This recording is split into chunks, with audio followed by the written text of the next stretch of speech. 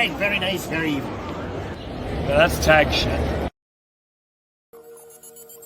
Free fall as I die through the kaleidoscope in my mind. No rope up to climb. Gotta remind myself that I'm fine. Mama, I don't really.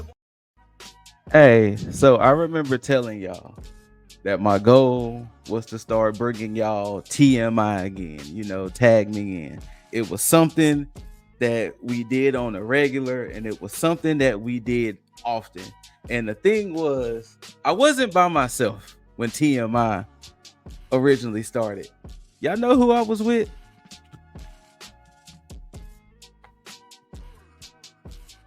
Just look This at guy? these beautiful and handsome gentlemen that, you know, for like what, 5 years we've been doing this thing.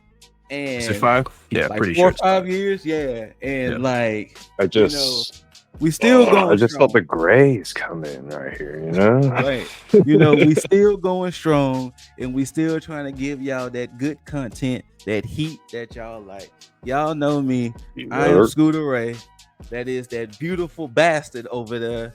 Jaeger Bombastic. Oh, So me. fantastic. You know, the heartthrob. You see, he got the long hair just flowing. You know, he was short hair when this thing started. Bruh. Yes, actually. And we still got all ego, Lip Dizzle, holding things down. And First off, no. Just see, I don't appreciate how you came on here with, you know, on the screen by yourself, holding all those damn championships on the image. Trust me, I'm trying to look like Ultimo Dragon when it's all said and done. Ooh. I'm trying to be like Ultimo Dragon. You see, I like that Ultimo Dragon, but honestly, I just want to be Kenny Omega, man. I feel that too. Look, I feel that too. You know how you know, I love, even though you have those pictures and, you know, on your Insta, but it's even better. It's even the mascot. We even got the mascot show. Yeah, he had to come in. Oh yeah, look over here. Say what's up. We even got the mascot showing. Hey, there you go. Now, what was this you were saying, Mr. Deasley? It really only matters when, and I know it's blurry in the background, when you actually are the champion. Okay, you see, I will say this. That is what happens when you filter your view. So you know what, people? I will say this. Though I have the most reigns as the predictions champion, but when it comes to a person who has masterfully held on to that title, I can't help but to give it to Lip Dizzle. It's gotta be admitted. For now. The reason why I'm also saying this, because Lip Dizzle lost the belt 2 weeks ago to Juggernaut. So shout out to Juggernaut. Also shout out to Kicking It with Leo. Dizzle was like, hey, I have no choice but to cash in and try to get it back at Money in the Bank. And you that's know true. what? It was on expire. He did sit on that cash in for a while. A whole year. Literally the whole year. I didn't have a choice because, you know, I was a champ. You know, it was literally shit or get off the pot for you. And literally, y'all, he won that shit back from Juggernaut, y'all. He did. This is what Reign 8 for you now? No, this is 9. A 9? This is 9. Yeah. So, like, I can't help but to give credit where credit is due. Now, to address some other in-house situations, the new I know what you're about to address. Tag in the Bank is up in the air. Well, I mean, people can read. People can read. Okay. No, don't do that. Don't do that. I'm not supposed to curse within the first 6 minutes. So I'm trying to give it another 2 minutes before I start cussing you out. But can you believe? Is it 6? Dang, I thought it was 1. Can you believe that the Tag in the Bank predictions ended in a tie? It shouldn't have happened. Not only did it end in a tie, but it happened to end in a tie between myself and, of course, Lip Dizzle. So as of right now, there is no briefcase holder. We will settle this at Y'all In weekend because it's 4 shows. If there's another tie, when that's said and done with, over 4 shows, over 4 shows, it better not be another tie. It's almost equivalent. is that you four had some information that I didn't have. Well, actually, well, no. In picking the winner of a certain Money in the Bank match. Okay. But also, I will say that I was just really hoping the person who hadn't had some action in a while would get some action. That's fair. Are you talking about the women's? Yeah, of course. I mean, you know what? Well, hold on. You know what? That is topic. We'll get to that when we get to ready. That. No. You masterfully brought it up. So here we go. Okay, so that means we here. So there you go. Miss Money in the Bank this year. Beautiful picture, though. Good old Slayomi, as she's been nicknamed by Deesley. And I will say this. There was no other woman I really had winning this. Oh, legit? No, 100 fucking percent. I could not see no other woman winning this. I would have been literally disappointed if another woman would have won this. See, this is my fault then. I will take all the fault in looking at, I guess, I shouldn't say younger, but I saw Roxanne as the one who should have been the one to take it. Mm-hmm. No offense to Naomi. Naomi is definitely deserving of this win. Don't get me wrong. I just didn't think they were going to pull the trigger on it. I thought they would have given it to Roxanne Perez, or I thought they would have given it to, or I shouldn't say given, but I thought it would have gone to potentially Alexa Bliss at one point. But as much as I love Naomi, I didn't think the company loved Naomi that much. You know what I mean? I mean, you know what? I can see how you feel that way, but considering how ever since she turned heel, they've been kind of letting her cook. To be fair, that's fair. Jaeger, she is the best booked superstar right now in WWE. And that's men and women. I'm going to tell you right now. I can't deny that at all. Yeah. And this is how I knew, and this goes all the way back to right before Mania, because once she did the switch, I thought it was kind of cheeky and cheesy with the whole proceed with caution, because she was laying it on thick. Yeah, but the moment and all that. Yeah. But the moment that Mania happened and she came out, the ovation that she got as soon as she got that pop, I was like, right there. Which is why I thought she was gonna take the win at Mania. Okay. Now, because she took the loss, and because it's very weird. It's always weird when you get somebody that's a fresh heel and they do their immediate turn and then they automatically just lose, because it doesn't make sense for the story. Traditionally. But once we got past that and we started to kind of see that she was still getting the pop, they were still booking her heavily. I was like, okay, she's not winning any kind of title right now. The only thing at this point is Money in the Bank. And then it went to the marketing stuff. What if they do with Damian Priest? They made his stuff purple, called him Senior Money in the Bank. Tiffany Stratton, they gave her a pink, almost like a Gucci Louis purse type of thing. Lately, everything has always been some type of gimmick. There is not any other person outside of maybe Alexa Bliss. The easiest thing you can do is wrap that bitch in caution tape. Yep. And then sell that shit. Yep. Yeah. Facts. I ain't even think about it in that sense, but facts. Look, we have our rules for these predictions. Everything's got to be in before the first match starts. If I would have had the opportunity to make a change, Naomi would have been in those top 3 picks. Yeah. But I went with Roxanne. I went with Vakir. I went with Alexa.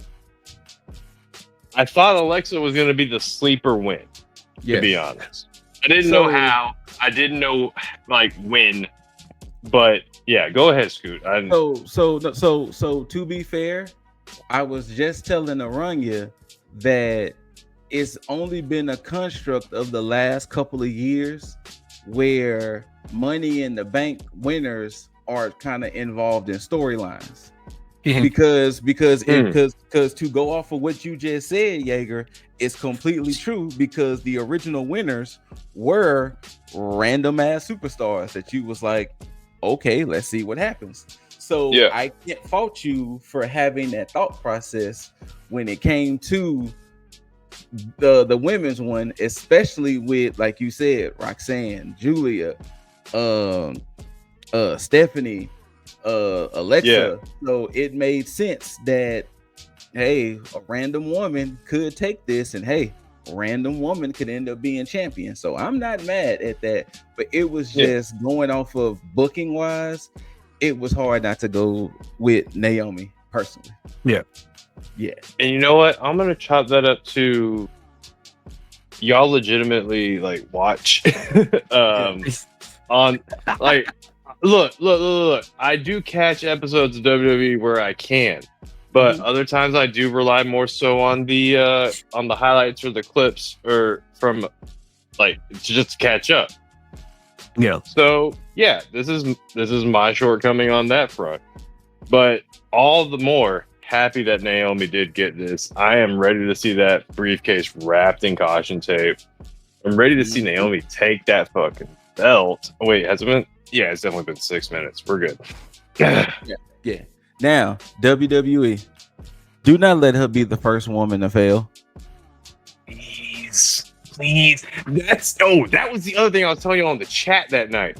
Yeah. That they told us like at least 3 or 4 times prior to this match starting that the woman that wins this match has 100% gone on to win a belt. Yep. Like Scoot just said down there, please don't let her be the Triple Paul. Please, HBK. Don't let her be the first. Somebody, please. You know why they're saying that? Why is that? They're giving you that misdirect, and I'm fine. They're giving you that misdirect because it's the same thing that they were doing with Seth Rollins.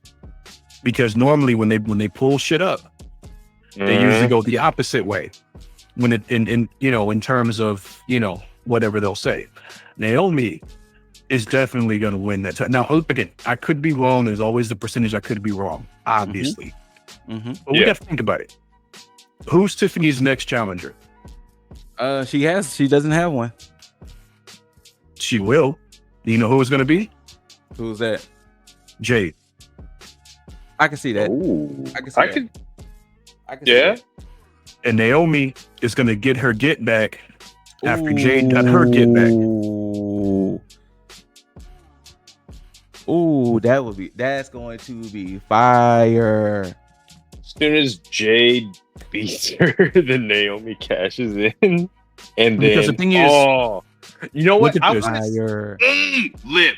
Damn it, you just gave me the I want to see Jade. I need to see Jade just like annihilate her, and then freaking we have the real match between Naomi and her. Here's because here's the thing. Here's how they're going to protect Jade, because Jade still is not ready. Yes. They're probably going to 100%. They're probably going to allow Jade to beat Tiffany Stratton to make her look strong, and then to protect her from having a trash ass reign, they're going to have Naomi cash in on her, and then she's going to be the chase. Probably immediately. And then during that time, so you're going to. So you think they're going to pull the Roman Reigns situation that when he finally won it, then Sheamus came in, took it, then they had Roman in the case for it? Okay. Because here's the thing. Where's Bianca been this whole time? Well, her finger broken, so she's still healing up. Perfect. So, Perfect. Yeah, she's still healing up. I mean, Bianca goes heel, right? And you get that whole thing, because if Bianca was the puppeteer, the puppet master in all of this, then her and Jade are going to go at it, and you get Bianca to build up Jade in order for her to go up against Naomi later on. And then by that time, hopefully, Jey will be prepared and ready to actually hold that championship. And then you go from there. Okay. But that's you know, that's I'm not my seeing it as a bad thing. Hey, I'm not saying it's a bad thing. Now, you said his name earlier, and he shall appear. Now, of course, the men. That's not Joe Hendry. The men's Money in the Bank winner, I know, was Seth Rollins. Now, I this needed is to the- put him as my number one, but Now, this is it's the what it reason why Dizzle and I tied, because we both had Seth Rollins as our just third pick. Like, there's no way it's gonna be Seth. Boy, were we wrong. Now, I figured there was a go ahead. no. You're good. I was gonna say this is the second most unnecessary Money in the Bank win behind Brock Lesnar. Seth Rollins is a certified main eventer. Seth Rollins could come out there at any time and say, "Hey, Gunther, Jey, whoever wins, I got next." This is unnecessary. This is unnecessary. Now, Dizzle, I said it in the Money in the Bank review, and I don't know if you've seen it. So let me walk you through what I thought the reason why you picked El Grande Americano. Okay. That he was going to cash in on Vikingo at AAA at Triple Mania in August. No. Oh, okay. Okay. So here, because I'm glad you brought it up because I was going to explain it. Yeah. So I wanted you to do because I want to see if you had the same reason as me. So here's the thing, because we have this dual personality thing, kind of the same thing that Cody had with Stardust. Okay. So the problem here is that it's supposed to be two different people, like everybody's playing it up. Yes. My thing was that they were going to go ahead and they were going to lean into it and say, hey, El Grande Americano won this. And so the whole time you're getting Chad Gable now trying to convince everybody that it was him the whole time because he's trying to cash in. Okay, because literally, especially since Chad Gable went against Vikingo and they was announcing that their big event was in August, and I was like, did Dizzle think that maybe no face, no case, that El Grande Americano was going to win and cash in on Vikingo and take the AAA title? But now that you just said that, I love it. Now after I started thinking about it more and more, I'm like, well, Chad Gable is going to beat Vikingo, because here's the thing. They want a bigger star from WWE to be in AAA. Yes. And since Chad Gable isn't doing necessarily anything outside of the comedic stuff with El Grande Americano, she's going to take that title and he's going to be the major heel over there at AAA. Absolutely.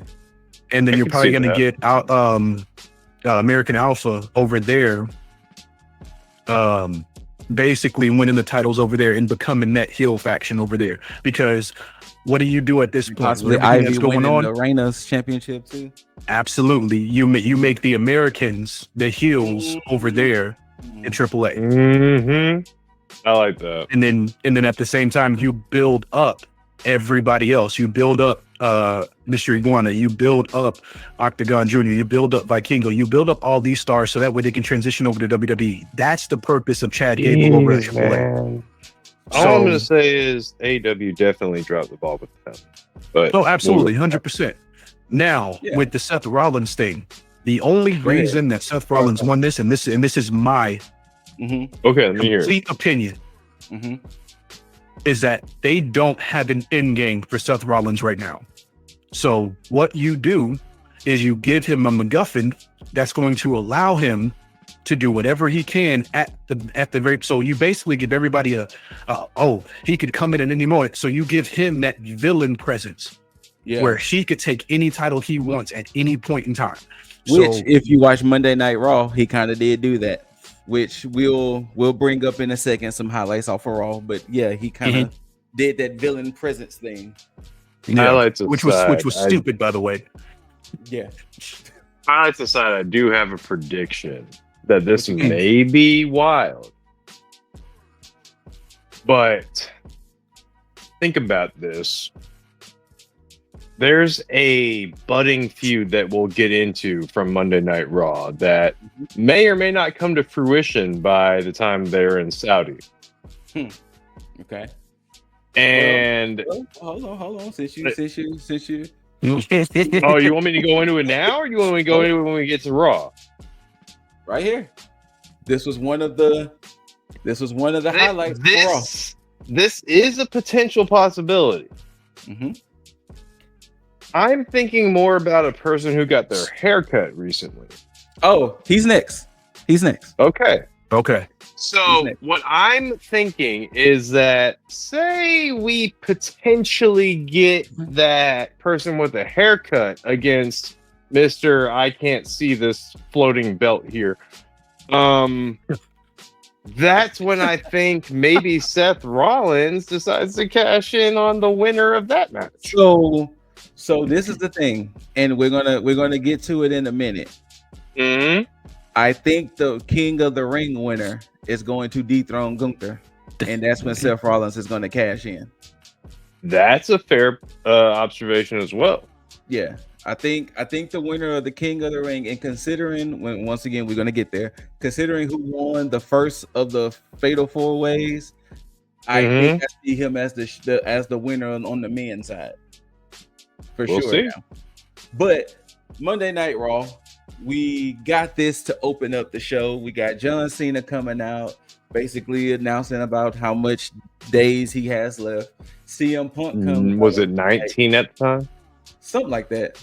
And CM Punk was like, "Hey, I'm gonna take that belt up off you, John." And John was like, "Yeah, we can do it, but if you follow me to Saudi Arabia, if you follow me out there, we can do it at Night of Champions." So, pretty much. And you see, I see Punk as too much of a rebel to acquiesce to the Saudi request. Well, it is a rumor that he may not go. Yeah, that's what I'm saying. He's definitely going. He's definitely going. You think I so? don't think he's going, man. I think the reason else is going. The reason why is that they wouldn't. The problem is the agreement with Saudi and the WWE is so deep that they're not going to do a faux booking of something like this to just get people in seats.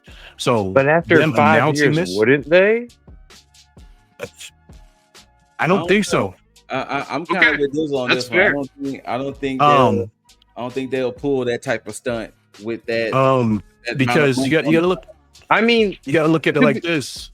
To give it to y'all's credit, Saudi definitely loves the old school shit. Yeah, but at the same time, my bad, nothing. TKO also because when COVID was happening, UFC was doing a whole bunch of shows and events out there. True. Were they? Okay. Oh, 100%. Oh, dude, that was there. Yeah, big plans together. Yeah. Okay. So you know what, and to pivot, because this has kind of been bugging me since that segment. Okay. Because we've and I know I'm kind of sidebarring this, but the situation with Dwayne, kings around here. The situation with Dwayne. Oh, go ahead, get your bars. The non-existent Dwayne. Yeah, but I'm not going off on Dwayne right now. I'm just questioning at this point, because Punk brought up The Rock in that segment. Get your bars off. Sure did. And I'm trying to figure out, is Rock still involved with this Cena stuff? Because if not, why bring him up? That's it's a question. It's a question. True. And it's a fair question. So what do we do from here? Because I don't think anything is mentioned just for no reason. So, in all honesty, they have one or two things. Option one, fire sale it, burn it to the ground, act like it never happened, try to get people not to mention it anymore. a la people like CM Punk or whatever. Option 2, Dwayne, get your big ass back over here and finish this shit. Well, the problem is CM Punk was the one that mentioned Dwayne. That's what I'm saying. So option 3. Oh, go ahead. Option 3. You get CM Punk versus Dwayne at Saudi. And then you get Cena versus a certain Ron Killings in Saudi. I'm not letting go of that. We're getting Ron Killings versus John Cena. So are we jumping to truth right now? I mean, say. Sorry to spoil. I did spoil a little earlier. No. I apologize. No, this is I'm. So before we get to it, our truth ahead. comes out there, and basically he tells the people thank you because of them. They're the reason why he's back, and don't let anybody silence you because of y'all. I'm here. He said, but with that being said, I'm tired of being looked at as a joke. I'm tired of being looked at as a comedy act. That was truth. He proceeds to cut his dreads off, and he was like, the truth is setting me free. My name is Ron Killings. Put some respect on my name. And as we see now, he got the whole Minoru Suzuki haircut now. And now I need IWC. IWC, I need you right here, man. This is not our truth over here. This is Ron Killings. People in the club. The Truth Killings. Yes, Ron, the Truth Killings. Yes, Ron, the Truth Killings. AKA, we want truth. Yes. Now, go ahead and get them bars off, Mr. Diesel. I do not want to be hoodwinked. I don't want to be bamboozled. I don't want to be led astray. Okay. I want you to give me, now I'm talking specifically to WWE. Triple Paul. I want you to give me what the fuck I am asking for, because you did it to me once. You hoodwinked me, you bamboozled me, you led me astray. Because when Cena and The Rock were teaming up against the Awesome Truth, and then after that we started to get Truth in his own run, and you had Capital Punishment, where Truth would against Cena. Now, granted, nobody thought he was gonna win. Yeah, but there was a chance right there for you to give me what I'm asking for now, because there were some instances, and I don't know, people that's watching, if all of you are familiar with the TNA of the beginning. And I'm specifically talking about the TNA where, and here's the thing, because I know a lot of people that TNA, a lot of people who, and this is for a handful of people, because it's a lot, but it's a handful of people nonetheless that learned about TNA the same way that I did, by falling upon some DVD that had TNA on it, and then you're watching it, and then getting more DVDs, and then finding it on syndicated television, and then watching it from there. There's going to be a lot of people that relate to this. I definitely found it on Spike TV. It's where I found TNA. I found it on syndicated TV before it hit big. It was syndicated TV. Okay, well, I found it in a pawn shop where I was buying wrestling DVDs. Bet. And I seen TNA and shit. Or no, on the DVD, the DVD that I bought had the very first gauntlet match for the X Division Championship. That featured a Jerry Lynn, that featured Low Key, that featured AJ Styles. So now, Truth, after he got fired from WWE, did one of pretty much is known today as the anti-WWE promo that everybody does whenever they either get fired, let go, whatever the case is. and they go to another promotion. They do some type of rant on WWE. Truth did a promo on WWE, and after that promo, he was taken seriously. He was given a push, and he became one of the top stars in TNA. Yep. Mm-hmm. One of the few black people to win the NWA championship.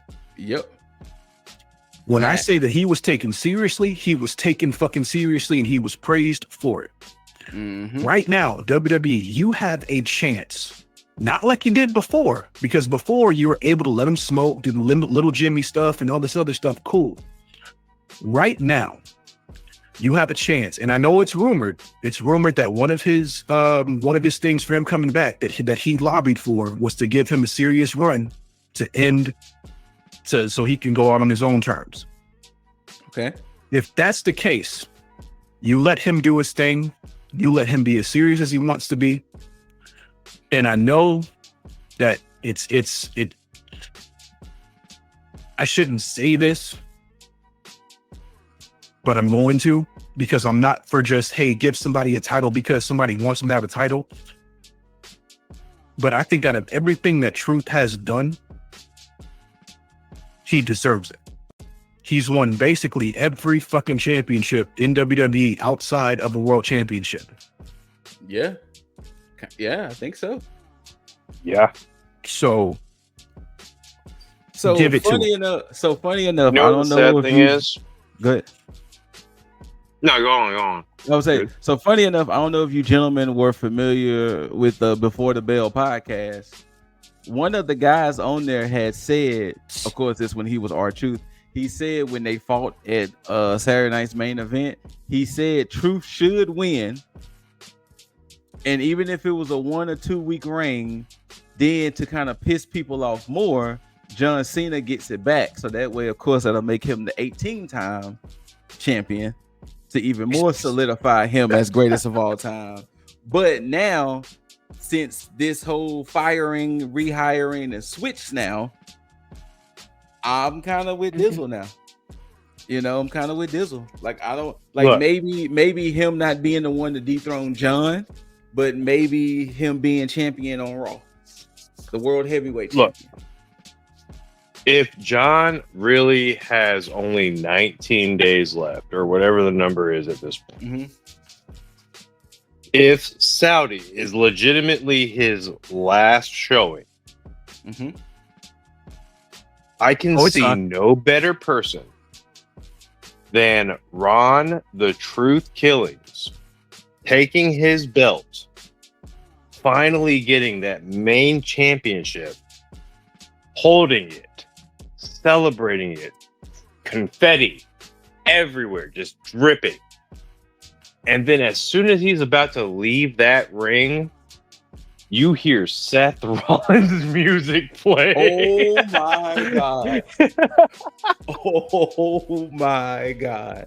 That would be ridiculous. Oh, I cut the TV off.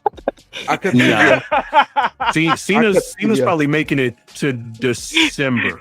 Yeah, I think Cena's gonna ride out the whole year. I think. Probably. Yeah, he was probably. Yeah. Him trying to say it way too much that he's only got X amount of days left. No, you gotta at least till SummerSlam, my guy. It's not ending when you think it's ending. Yeah. But so if this prediction I have were to actually come to fruition, I would laugh at the insanity of it. Right. Now, Cena does have 19 dates left, but dates. Those 19 dates doesn't have to include him being champion all those days. That is awesome. Now, remind me, those 19 dates mean those are just dates that he has to be on camera, right? Yes, correct. Yeah. So belts or no belts, he can have those 19 dates. Yes. Yeah. So I think, because I know the whole prediction is that Cody's going to be the one to take the belt off of him. Now, realistically, it does make sense. However, if they want to take the road of Cena having his quote unquote redemption arc, since they have alluded to it here and there, there's no better person to have him come back into his senses than Truth, because Truth Thank you. is technically his biggest fan. You know, that's his childhood hero. Yes. You know, 10 some odd years removed. But the thing is, you've now, and they haven't addressed it, but you've integrated. Well, no, sorry, Seam did address it in the beginning segment of Raw, but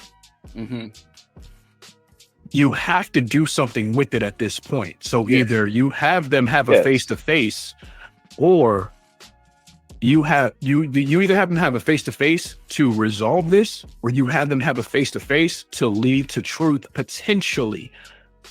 And I say potentially very lightly, because I'm more so going to the point of Truth actually beating Cena for that championship. I mean, it'll be interesting to see. I need to see only. Oh, go ahead. Only because I don't see Truth beating Gunther. I mean, well, technically, before he was fired, he was a SmackDown superstar, so there was that as well. There we are. Now, but isn't John Cena a SmackDown superstar showing up on Raw? But I guess he can do whatever he wants to. Yeah. Cena at this point is the all show champion. But and we'll get to the Gunther thing, because the thing is with Jey made sense, you know, to beat Gunther, because he had faced him so many times before. You had to pick up something. Oh, you know at that point. Hey, once again, you say the names and they appear. Also on Monday Night Raw, Jey took on Gunther again for the rematch, and as you see right here, Gunther got his belt back. Now, the only reason why I'm not so upset is because if we're looking at it storyline wise, Gunther told Jey, you're burning the candle on both ends. You're jumping in the fuse that don't involve you. You're stretching yourself thin, and I'm letting you know I'm gonna take advantage of it, big dog. And Gunther took advantage of it. And he sure did, yeah. So that's the only reason why I'm not mad at Jey Uso losing, because there was a storyline. I mean, he took a tsunami on Friday. He had the tag match that Saturday. He only had like a day and a half to recover. So I'm not mad at the fact that Jey wasn't 100%. And that's why Gunther is your new world heavyweight champion. Two-time.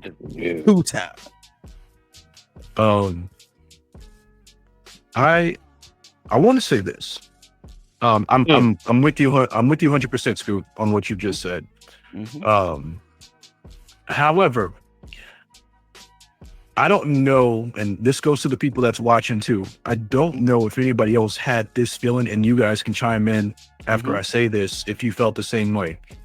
But after Jey lost to Gunther in that match, I literally said to myself, I think Jey should have another run.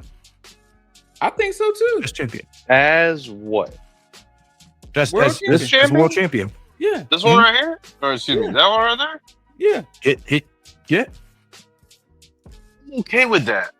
But let's not take it off of Gunther. No. I don't mean like right now. I just mean like I know who have another run. Yeah. No, I 100% support that. He should definitely be champ again. Yes. He is not a one and done type of thing. No. I have a strong feeling of who Jey Uso may get that belt up off of when that time comes. Karrion Kross? No, it's going to be Seth Rollins. So I could see it. So since we're talking about this, wait, hold on, let's go. Go. I'm just real quick. The reason why I say that is because we were able to see Jey as champ, but we weren't able to see Jey prove himself as champ, and that's the reason why I'm like it feels unfinished. But go ahead, Scoop. Okay, no. I mean, so now that we know Gunther is world heavyweight champion, John Cena is still WWE champion. Also, Aldis and Pierce did announce the format of King of the Ring, which a lot of people aren't the happiest about.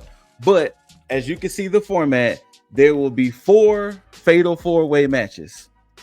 As you saw, the first one involved Sami Zayn, Penta, Braun Breaker, Dominic Mysterio. Sami Zayn won. As you see, you got Orton versus Knight versus Black versus Hayes. Then you got Rhodes versus Priest versus Andrade versus Nakamura. Then you're going to get Sheamus versus Rusev versus Reed, and the mystery opponent, which will probably be Ilya Dragunov. So the format is the winner of these brackets. So it will be Zayn taking on one of those 4 men at Night of Champions and 2 on the other side. So there will be 2 superstars pulling double duty at Night of Champions. And the winner of Night of Champions, both the king and the queen, will get a title shot against whatever brand they represent's champion at SummerSlam. So this is either up for Zayn to win or Cody to win. Falling more for Zayn to win. So I think Cody's gotten plenty of attention by now. Sami Zayn is everybody's favorite underdog, and I don't want to say that just because he shares a name with me. I won't say which. But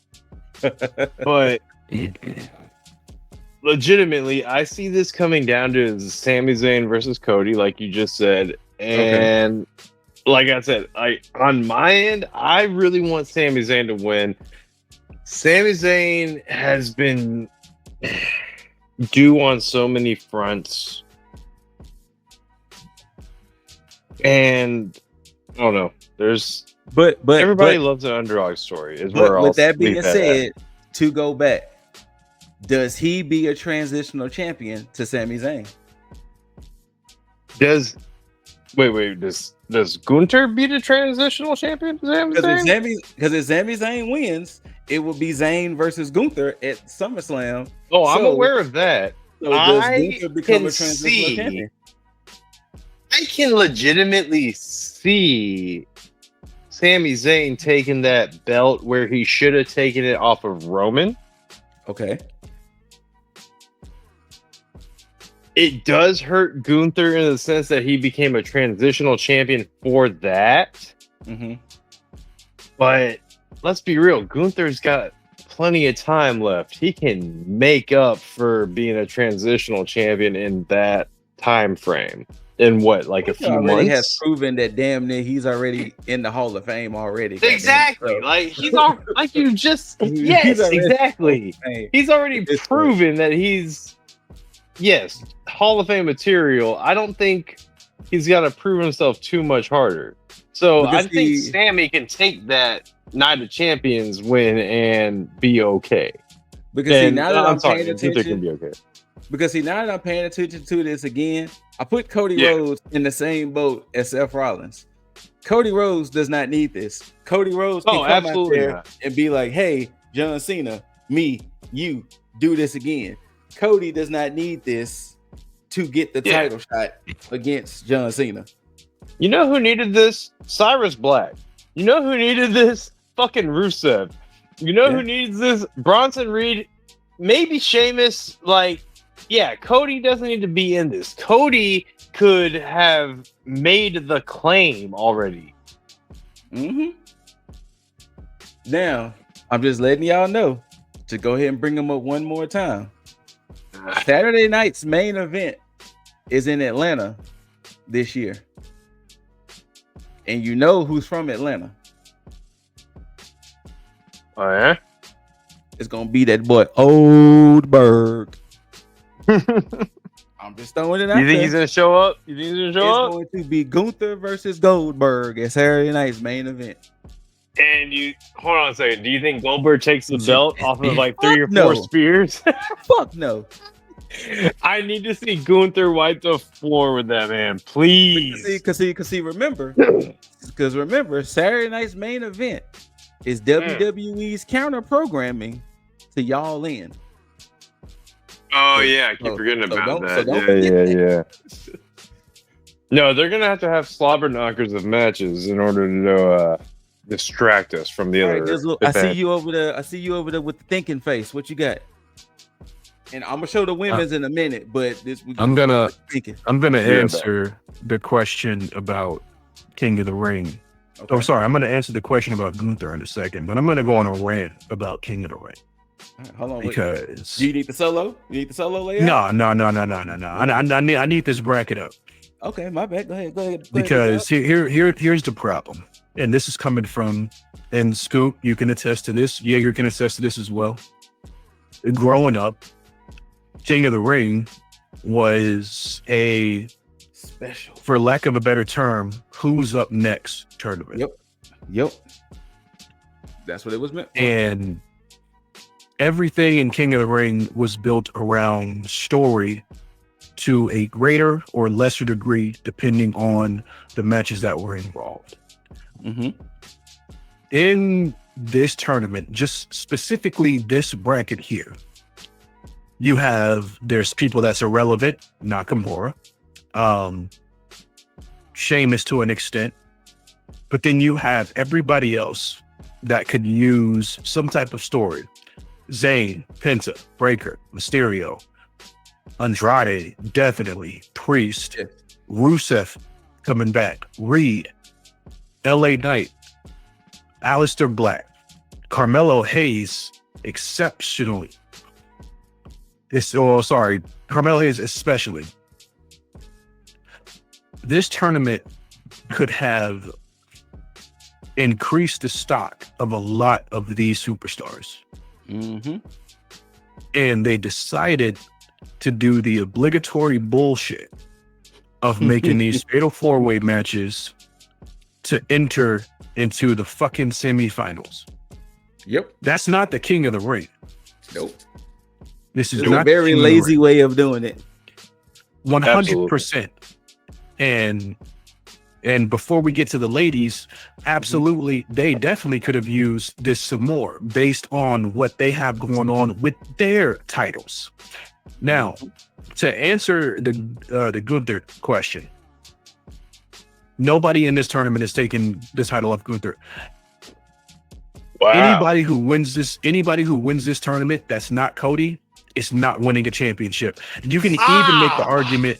You can make the argument that LA Knight could win this and win a championship, but he's the only person outside of Cody that could actually win this and win a championship. But I can tell you right now, Gunther is not losing that championship to anybody in this tournament. I don't care if it's Zayn. If Zayn wins this, he's not winning the championship. I could be wrong, but my thing is, why put Cody in this tournament if he's not winning this and going up against Cena? Because he's not for the challenge Gunther at all. No. Look, No. if Cody wins this, if Cody wins this, it's gonna feel like a gimme. Because like you just said, he doesn't need to be in this at all. True. 100%. He does not need to be. But again, this is not King of the Ring. But why can't this be some more of a what's the word? I don't think learning experience, but some kind of a catalyst for Cody to do whatever the fuck later. Why can't Zayn have his moment here? Well, you know what it is at the end of the day too. Remember, it's in Saudi Arabia. He is Arab. No, and that's fine. Zayn is Arab. And that will be a good, and that's the thing. If Sami Zayn wins, this will be a good pop for him because he'll get the ovation like a hometown hero. But understand that way is if he wins, does that match happen in Night of Champions? No, Zayn, the winner get their matches at SummerSlam. Okay, exactly my point. Because they're already pulling double duty that night. Exactly. So that means that if Zayn wins, he's getting the ovation in Saudi Arabia, but then he goes to SummerSlam to lose against Gunther. I don't think he loses against Gunther. He wins King of the Ring. All right. So then let me ask you this. Tell me the best moment of Gunther's last championship reign. Well, I ain't gonna do that because I haven't been watching like that. No, it's okay because I can answer it for you. His last reign was trash. Nothing. Yeah. And they're rectifying that right now, which is why he has a title now. Didn't he have like a 1,000-day championship run? Yeah, with the Intercontinental Championship. Yeah. But he became world champ and did absolutely nothing with it. He was an afterthought when it came to that. So don't we have tier lists about champions that are better in one championship than they are in another? Absolutely. Yeah, we do actually. but at the same time, Gunther is going to rectify the situation with his championship now, because his first reign and everybody and look, when we have another tier list where Gunther's on it, we're going to talk about this and we're going to say his first reign as world heavyweight championship was absolute dog shit. I'm not necessarily nobody's disagreeing. Excuse me. I'm not. And so at least. his second reign, because WWE now wants to be looked at as the be-all end-all for professional wrestling, as if it has not been, and they're going to make, because here's the thing, John Cena is champion of another brand, which means they need to work twice as hard, because everything around John Cena is going to be centered around story. Is John Cena going to have good matches with other people? Absolutely. But John Cena is not known for having good matches. No, because he's not a professional wrestler. So what do? You take the ring general and you make him go up against all the people that John Cena will not go up against, to make sure that everybody has eyes on WWE will need to have eyes. John Cena is just a spectacle at this point. Gunther is going to be the workhorse when it comes to it, and inevitably, I would think that Seth Rollins is going to be the one that cashes in to get the title, whether it be on Gunther or whoever takes the title off of Gunther. Because I don't think Rollins is going to cash in for the WWE Championship. Could he do it? Yes. And he'll do it on Cody when Cody beats John Cena, if that's the case. Because it's either going to be Cody or it's going to be Truth. Yeah. One or the other. That's what I'm trying to say, is that I think, I don't know why I can't see it any other way, but I think Rollins is going to cash in on Ron Killings when he beats Cena. I don't know why I see it any other way, but I want it that way. I want to see it that way. So, God damn it, WWE, let me have it. And it could work. It very well could. All right. Well, we have to. I think I told you to Scoot earlier. I could see CM Punk going up against The Rock for calling him out. Yeah. And then John Cena goes up against Ron Killings. I think CM Punk and Rock is the Mania match. Ooh, that's fair. Okay, hold on. That's fair. It's either Cena and it's either CM Punk and Rock as the Mania match, or it's going to be Punk and Rollins for the Mania match for the title. Those are the only two matches that Punk can have at Mania next year. Okay. Fair. I'm not mad at that. Now, I'd be more excited about Rock and Punk, though. I'm sorry. Okay.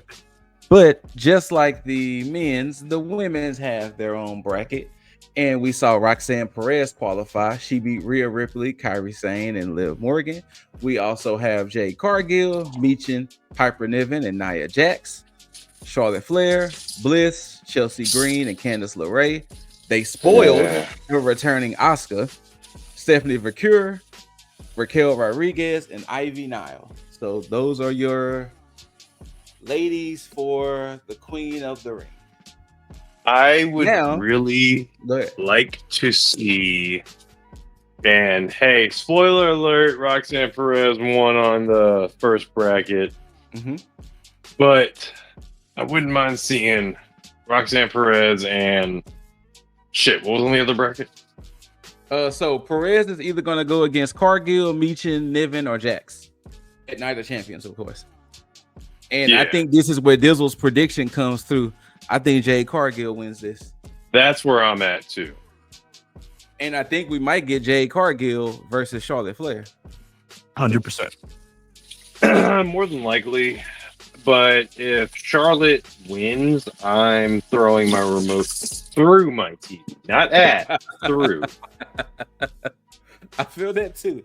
But yeah, I think we finally get our Charlotte versus Cargill match, and Cargill gets the W, which sends Charlotte spiraling more, and I guess the pairing of her and Bliss may finally happen, or whatever they was. Wait, is that actually a tease thing now? So ever since Sorry, I didn't Charlotte, catch that news. So ever since Charlotte lost her match at WrestleMania, Bliss has been trying to have conversations with her, and I don't know if they're trying to form a team or what, but Charlotte has been kind of denying Bliss, and Bliss is kind of like, look, we need to have these conversations because you ain't being yourself type of energy. So yeah. Oh, it's either going to be Flair's going to pin Bliss in this match, or Bliss is going to be the reason that Charlotte wins this match.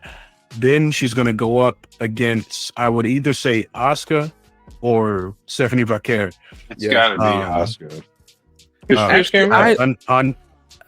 I don't want either one because we know they're going to get buried to Charlotte. Exactly. Which is why they're going to get buried to Charlotte. But here's the thing. This is the misdirect though. This is why, because I said Asuka or Stephanie Vaquer because that would be the ones you would go with. However, Ivy Nile is in this match too, which means that Raquel Rodriguez can get the pin on Ivy Nile, go on, lose to Charlotte. Charlotte goes on.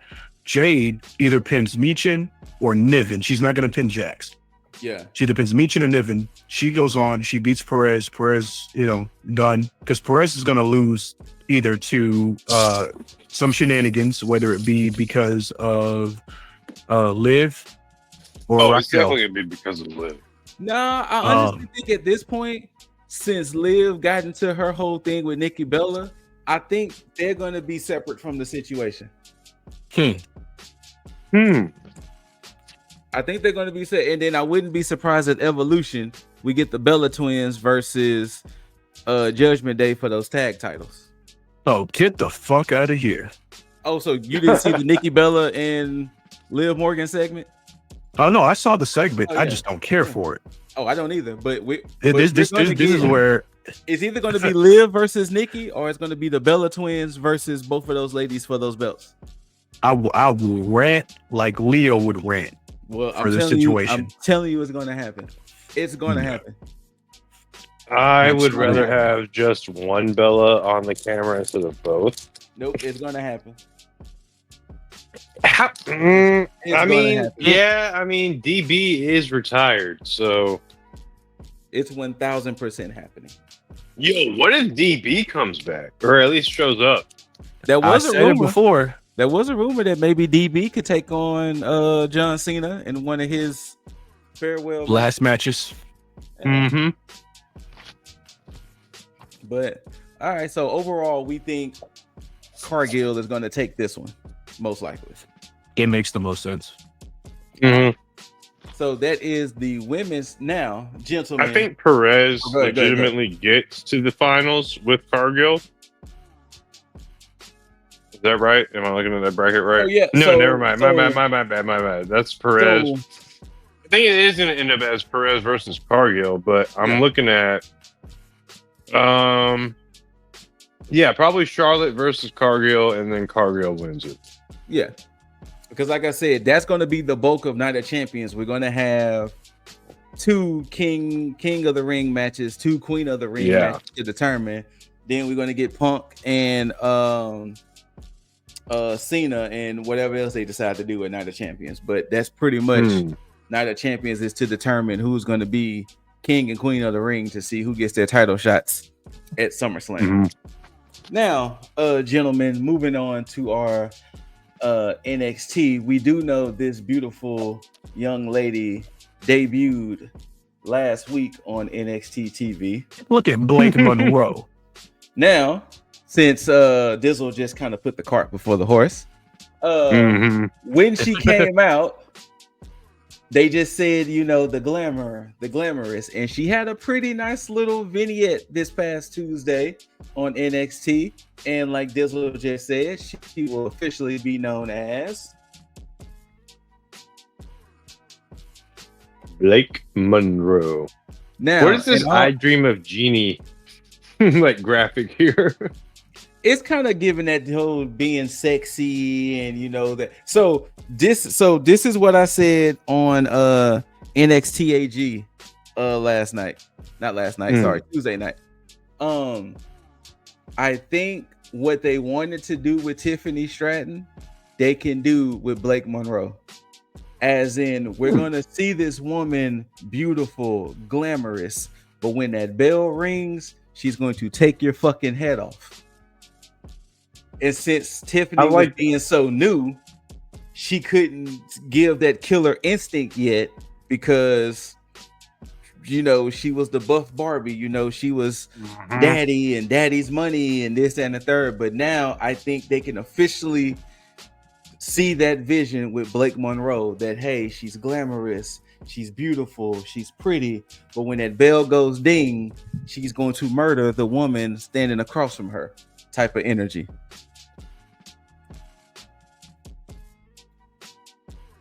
So that's my prediction with Blake Monroe. And most likely she's going to get the belt off of JC Jane come Great American Bash. All right. I could see that. Because you said it and I wasn't gonna bring it up. But since we here, now we gotta talk about it. All right, we here. Why JC Jane though? Why JC Jane? Why? So I have a theory with that. I think they put JC Jane in that Tommaso Ciampa spot.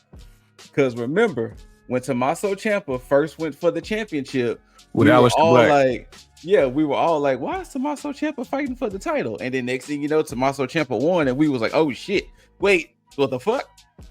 Like, we didn't think tag team wrestler Tommaso Ciampa, who just went heel, won the championship. And of course, he had a run of a lifetime with Goldie and all of that.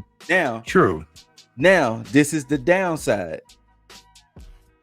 JC is put in a good position, but they really put her in a sink or swim position because you took the belt off of Stephanie. Yeah. In a very shocked title win when they didn't even put the belt on Jordan Grace. Well, here's the thing. You could have put it on Jada Parker.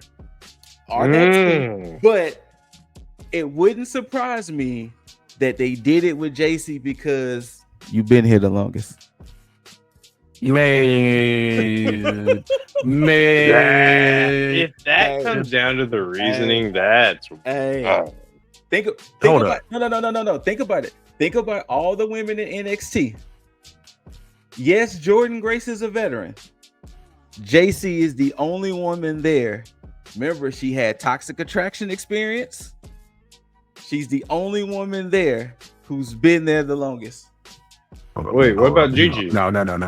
Gigi's gone now. Oh, you're right. No, because we finna get Here's the problem. Because I'm mad now. I'm mad. Go ahead. Because you're gonna sit here. Go ahead. Not only do you get rid of Cheeks, you're gonna sit here and put the fucking title on JCJ. JCJ over Stephanie. I can't look. If you gonna take some titles off of some Cheeks, then you get Cheeks to take the title off of Cheeks. You don't just take no Cheeks, then you give the title off of Cheeks to no Cheeks. You take Cheeks. The math ain't mathing, my friend. Well, look. I got it. I got the formula right here for all of you that were lost in lit translation here. What he's saying is, if you're going to take the title off of Cheeks, so that's 2 Cheeks, and give it to no Cheeks, you are now -2 Cheeks. You got to make up with Cheeks for Cheeks here. You can't just give it to no Cheeks and then and take a title off of Cheeks, because I mean, y'all have seen Gigi Dolan. That's Cheeks. This is the wildest shit ever. Yeah. Did it make sense? Did it make sense? You can't go from to nah. It don't work like that. Well, you can't go from damn to Also in the process, the graphic may not be the best. This was announced. So there's going to be 4 matches. You're going to have Lash versus Kalani. Thea Mhm. versus Jada, Lola Yep. versus Jordan, Zarya versus Izzy. Now, the 4 women that win this enters a fatal 4-way, and the winner of that fatal 4-way goes against JC Jane at Evolution. So it's gonna be what? Lash. Jada, Jordan, and maybe Izzy. Yeah, I was about to say Lash, Izzy, they've been Lola. kind of building up Izzy Lash, a little Izzy, bit more. Jordan, and Jada. Yeah, Lash, Now- Izzy, Jordan, and Jada. The Lash and Kalani is a question mark because Kalani could is true. actually go full hill, That is Kalani true. could win this. I'm not discounting her from winning this. but they are behind Lash like crazy now. So Yeah. that's the only thing. So that's where that's a question mark. But definitely Jada You know what? Jordan. If I see a Thea win, that would be insane. So, But I to do be love me fair, some no. Thea Hale. To be fair, Thea has been getting bullied by Jada, so that wouldn't surprise me too. If Thea could surprise Jada. I would love to see that underdog win, especially if she's been bullying her. Yeah. So they've been kind of going back and forth, but mainly Jada has been, because this is the first time they will actually no, sorry, this is the second time I think they will actually have a match because Jada did win the original match her and Thea had. So it would not Man. surprise me. But yeah, that is so I've been missing Thea since some Chase U days, you know? So to be fair, Thea's only been back like 3 weeks, 3 maybe 4 weeks. No. So since she came back at that pay-per-view in that ladder match, she came back like the week before. So she's only been back like a good solid month, roughly. Yeah. So, but yeah, so if you deciphered what Dizzle and Jaeger is saying, they're not too happy that JC Jane is the champ at the moment. But once again, NXT has always been home for shock title victories and surprise wins. So I don't see JC holding it past Great American Bash, and that's in July. That's actually All In weekend. Actually, next month. Yeah. So there we go. Actually, no.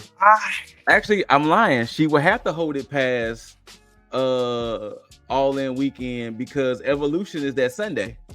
So she will hold it. So JC Jane is going against one of these 8 women. So most likely JC will probably have it. Yeah. On Y'all In weekend. Fuck. Y'all In weekend. So my bad. JC will hold it past July. So maybe the August pay-per-view. If maybe I JC. get JC Jane versus Jordan Grace, it's gonna be a 30-second stomp out. I'm sorry. Look, don't forget, JC still got Jasmine and Fallon. I know there's been a rocky relationship, but she still got Jasmine and Fallon. It's all toxic attraction. No, I'm kidding. It is Toxic Attraction 2.0. Yeah. It's just Man. not working out. Yes, that's great value attraction, man. Now, Damn. let's get to this right here, fellas. This Let's do was revealed last night. How are we feeling about the Unified Championship?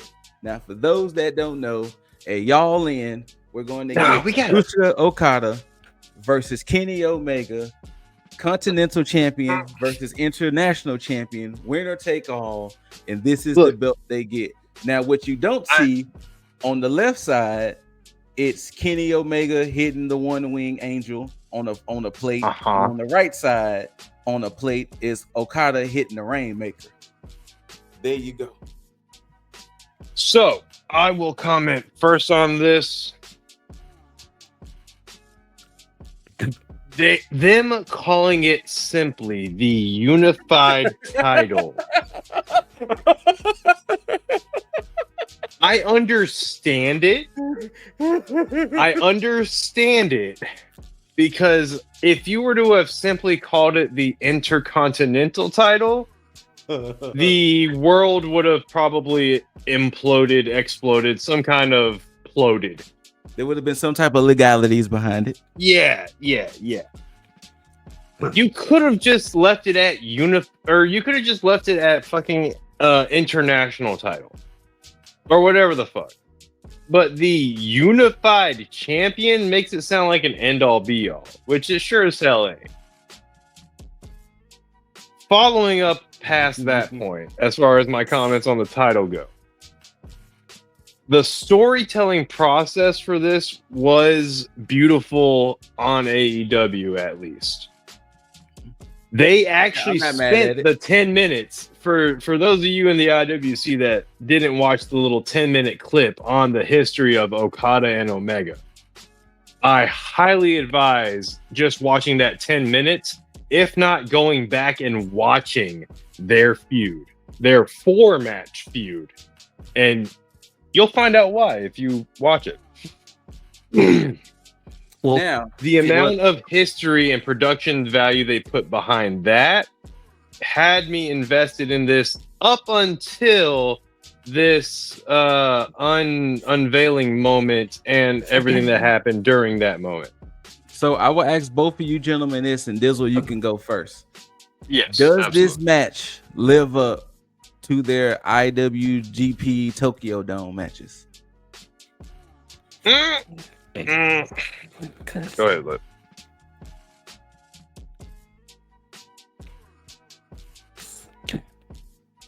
Can it? Anything is possible. Anything is possible. Is it likely? No. Okay. It is not likely. The reason, okay, hold on, because Jaeger said what I was initially gonna say about the fucking name. The problem with this is that everybody knows that this is the direction that this match was going. Mm-hmm. When you have this being the neon sign that says, hey, this is what's happening, and everybody sees it coming 70 fucking miles away. Right. You now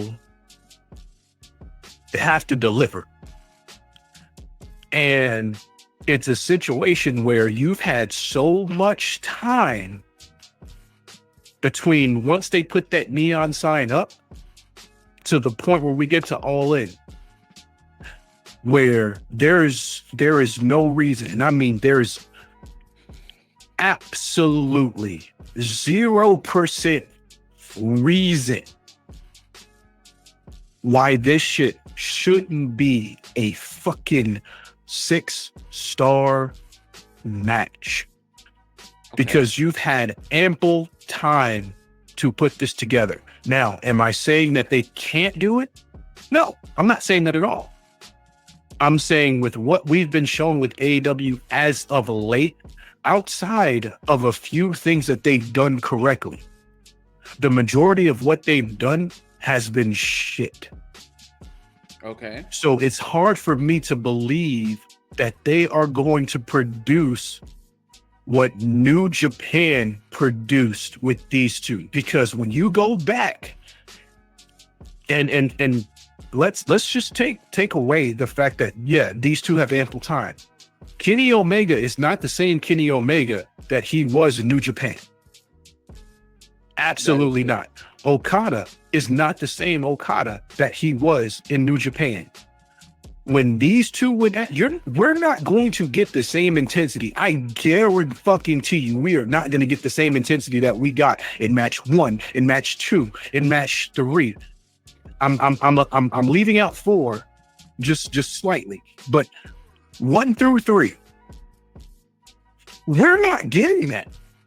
We are absolutely not getting that. Matter of fact, because this is how me and Jaeger like met on the wrestling front. Was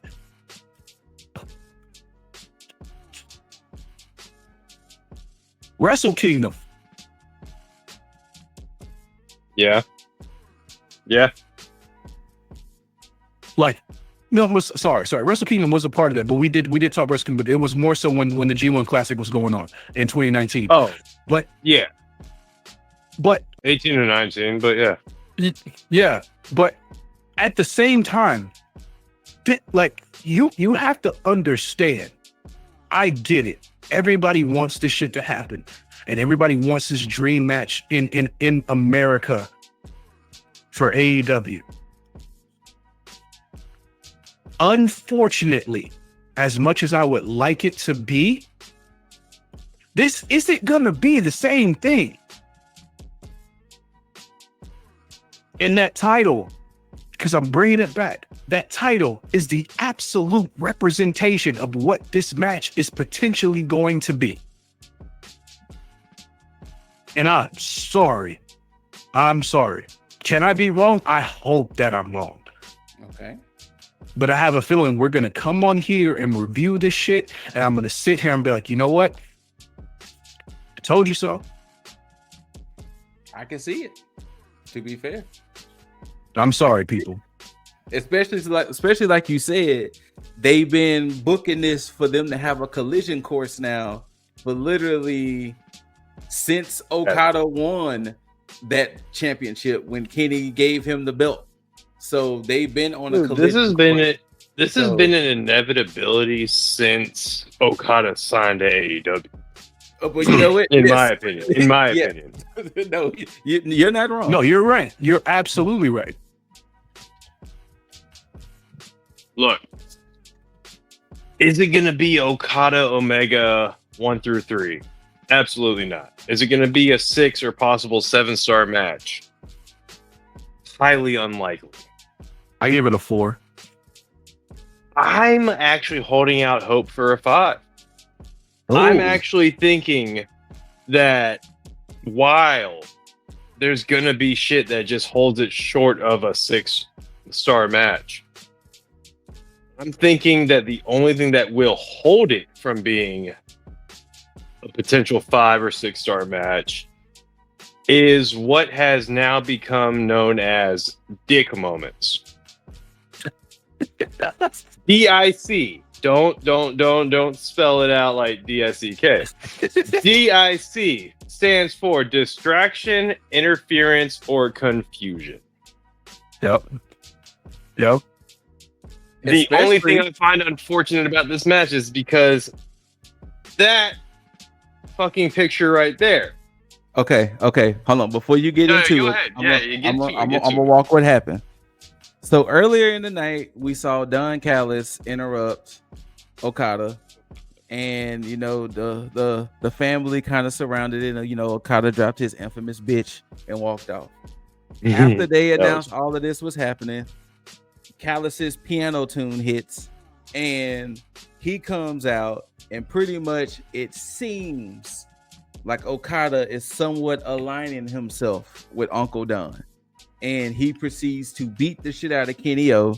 And, you know, after he drops that infamous elbow drop, Kenny O splurts out blood because, you know, he's still dealing with his diverticulitis and everything. So, but Uncle Callis, as he is affectionately known on this channel, I've even came around. I know who would have thunk it, right? But Uncle Callis, hey, you're not calling him Drip Callis, but you know we're Uncle working. Callis. We're working there.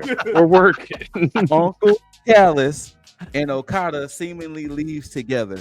Now, I will say this: is Uncle Callis doing too much? Do they got him doing too much? Because that's a lot of talent he has in the family. Look, man, he's got. If Okada is seemingly with him at the moment, that's a lot of talent in the family. It's wild to me that Okada has seemingly sided with the Callis family. Like, honestly, I was just like, when they showed him standing off with Okada when Callis interrupted his promo earlier, I was like, Okada's either about to like beat his ass later or he's gonna turn. And then when I saw the signing, I was like, oh no, they're too chummy. They're too chummy. And then music hit. There it goes. I need to understand what the hell an elbow drop does to diverticulitis. I mean, it does a lot. It does whatever it does whatever AEW wants it to do. I'm just saying, that blood spot was just a lot of fucking blood for an elbow drop. Look, I damn near expected Kenny to show up on the other side of the car before they drove off, like looking like a half zombie or something. But yeah, It was a lot. It was a little much. For anybody that has that same question about Uncle Callus and the family and him getting all this talent, I just have a question in return. What's that? Now, everybody, why are you mad? touche. Uncle Callus is going to do what Uncle Callus does, and then what he's doing is great. You let him get these motherfucking people, and you let him build his goddamn empire, because Uncle Callus knows what's best. And you heard it right here. Well, hey, do me a favor. Call up Uncle Callus and tell him to help with this. Tell him to help with this shit. How about that? Get Uncle Callus to help with this then, if that's the case. If you can get Uncle Callus to help with this, I will formally start calling him Drip Callus. Look, you talking about an impossible endeavor. What is this? This is a piece of art right here. What are you mad at? Oh no! You forget. Hold on. The picture is hard as fuck. No, this is a hard fucking photo. Don't get me wrong. Hold up. No, where's Yuta, bro? Where's Yuta? You know what? I couldn't find the photo with Yuta that was clear enough, so just draw him in there. Just draw Yuta. Hold on a second. Is Yuta just like behind Mox? I think that's what's really going on. Just draw Yuta in there. Hold on. Let me, as y'all talk about this. So pretty much the Death Riders. Right. To just walk this whole situation. We had Hangman versus Ospreay in a pretty good match. It ended in a time limit draw. You had the Death Riders. You had the Death Riders come out there, surround the ring. Young Bucks come out there and was like, "Fuck that," and they started beating the shit out of Swerve. And they hit Swerve with mad super kicks. Oh, you mean Swerve and Ospreay? Yeah, Swerve and Ospreay. So from that, they put on thumbtack shoes, and when they went to go super kick Swerve, Ospreay got in the way. Yo. And later on, we get a segment with Hangman asking Renee, "Hey, is there any updates on Ospreay?" And Renee was like, "I don't know." And then the Bucks come up there again, and they was like, and this is where the thing gets weird, because the Bucks have been siding with the Death Riders, but then they seemingly tell Hangman, "Hey, finish the job, get the championship back to bring it back to the Elite." Hangman was like, "Fuck y'all, I don't even talk to y'all. Stay out of my business." What are y'all talking about? He said, "Stay out of my business, stay out of Ospreay business, stay out of Swerve's business." Then he proceeded to drop the bar of the year in wrestling. He said, "Or otherwise, the next house I'm gonna burn down, I'm gonna make sure y'all are in it." And I was like, "God damn, that's definitely going to be premeditated if that ever hits a courthouse." I love Prince Nana just back there looking like, "Ooh shit." Yeah, Prince Nana. Okay, you gotta zoom in on that. Hold on a second. Look at that. I wish I could. But after that, Nana goes back in and was like, "Hey, boss, did you hear that?" And Swerve was like, "Yeah, I heard every word." And that's pretty much. And later on, there was a segment where don't forget that the room that they were in was Ospreay's little hospital room or like injury room. True. They were there like looking after Ospreay. They were looking after Ospreay, and then later on, there was a scene where Hangman was all taped up and beat up, and the Death Riders, whatever. So this is the issue I'm having with this whole storyline. And then I will gladly let you gentlemen go at it. Sure. The fuck is happening? So I'll tell you. Go ahead. That's all I have to say. The fuck is happening? Look, I'm trying to make sense of it myself, but from the way Mox has been talking to Hangman, it looks picture, like, but this is what kind of happened. That is a pretty intense picture, but it is what it is. Kind of blurry, but yeah, this. Look, if you even if you even back it up to where Renee was originally talking to Hangman, it like he says or she even advises him about like, hey, you might want to start looking for some friends, and he's like, you know what, that might be a good idea. No, before this one, it might not have been no. Renee, That was my bad. Danielson. No, Danielson was telling Hangman, you That's have who it friends. was. My bad. It was Danielson. Yeah. And then as Hangman's like, you know what, that's a good, like, you know what, dang, that might actually be a good idea. And as he walks off, who's in slow pursuit but this picture of Maxim models, I guess. I don't know. But like like I said, they started in pursuit of him. They've been tracking him the whole time. And then when they dragged his ass out, duct taped, hair around his neck, all that, Mox is given the dramatic speech of, hey, you need to be at this level to beat me. You don't need to be here. You need to be. You don't need to be here. Yeah, you're over in this range. You need to be up here, and I need to get you here by y'all out. If you can't be here, then you're going to be destroyed. Essentially, is how Mox is delivering this. I see Hangman going into this against Mox, and of course the dick moments are going to happen. Again, distraction, interference, or confusion. Because Mox has these 4 other people with him.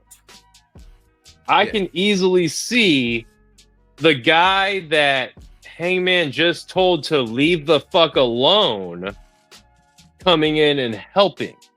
Well, let us not forget who saved Hangman as well. You had the ops who came out there and saved Hanger. So now this is the cheap plug only because we need to see all the members. So they're not paying us. But here's your cheap plug so we can see all 5. Yes.